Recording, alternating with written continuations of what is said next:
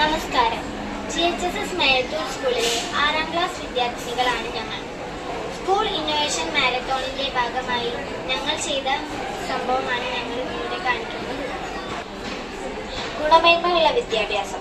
അറിവ് നേടുക എന്നത് മനുഷ്യന്റെ സഹജവാസനയാണ്. ശിശുപ്രായം മുതൽ തന്നെ അവൻ ചുറ്റുപാടിൽ നിന്നും അറിവ് സ്വാംശീകരിക്കുകയും നിർമ്മിക്കുകയും ചെയ്യുന്നുണ്ട്. പിന്നീട് അവർ വിദ്യാഭ്യാസത്തിലൂടെ കൂടുതൽ അറിവ് നേടുന്നു.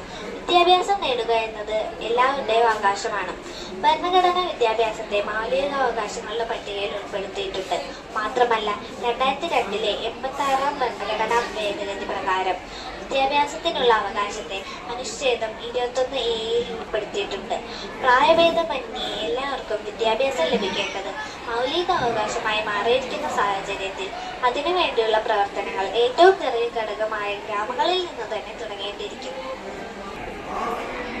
എല്ലാവർക്കും വിദ്യാഭ്യാസം എന്ന ആശയം പ്രാവർത്തികമാക്കുന്നതിനു വേണ്ടി ഗ്രാമങ്ങൾ കേന്ദ്രീകരിച്ച് സർവേ നടത്തുകയും ഓരോ വാർഡ് തലത്തിലും ഓരോ പഠനശാലകൾ ആരംഭിക്കണം. വായനശാലകൾ കേന്ദ്രീകരിച്ച് നടത്തുന്നതാണ് ഉചിതം. അധിക വായനയ്ക്കും പഠിതാക്കൾക്ക് ഇതിലൂടെ അവസരം ലഭിക്കുന്നു. ഉയർന്ന വിദ്യാഭ്യാസ യോഗ്യതയുള്ള ജോലിയില്ലാത്ത യുവതി യുവാക്കൾക്ക് അധ്യാപക പരിശീലനം നൽകി ഇത്തരത്തിലുള്ള ക്ലാസുകൾ കൈകാര്യം ചെയ്യാൻ നിയമിക്കാൻ സാധിക്കും. വാർഡ് തല പഠനശാലകളിലെ അടിസ്ഥാന വിദ്യാഭ്യാസം നേടിയവരെ പഞ്ചായത്ത് തലത്തിലുള്ള പഠനശാലകളിൽ പ്രവേശിപ്പിക്കുകയും തുടർ വിദ്യാഭ്യാസം നൽകുകയും ചെയ്യും.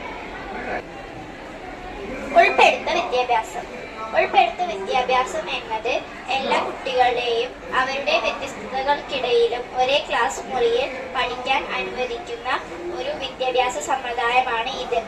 എല്ലാ കുട്ടികൾക്കും അവരുടെ കഴിവുകൾ, വൈകല്യങ്ങൾ, സാമൂഹിക സാമ്പത്തിക പശ്ചാത്തലം എന്നിവയെ കണക്കിലെടുത്ത് അവരുടെ പഠന ആവശ്യകതകൾക്കനുസരിച്ച് വിദ്യാഭ്യാസം നൽകുന്നു.